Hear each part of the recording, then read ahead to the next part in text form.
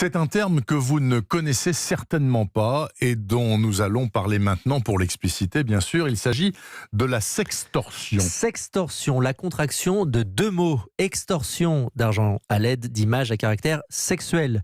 Eh bien, un jeune pirate informatique français qui vit en Ukraine, faisant du chantage derrière son ordinateur, vient d'être démasqué et arrêté. Guillaume Biais.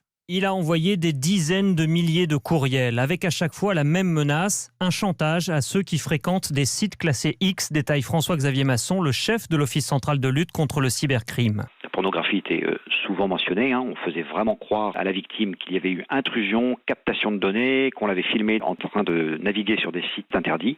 L'escroc utilisait l'adresse mail de la victime, mentionnait parfois un ancien mot de passe, ce qui crédibilisait l'idée qu'il avait piraté l'ordinateur, et il exigeait ensuite le paiement d'une rançon, en général entre 500 et 520 euros en bitcoin, pour éviter la divulgation des éléments qu'il avait en sa possession. Et en réalité, c'était du bluff. Tout à fait. Il n'y avait pas de piratage, c'était du bluff, c'était une simple arnaque.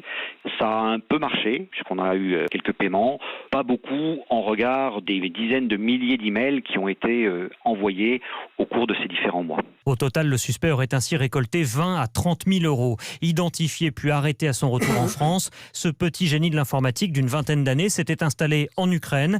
Il a été mis en examen, notamment pour extorsion et blanchiment. Guillaume Biais du service police.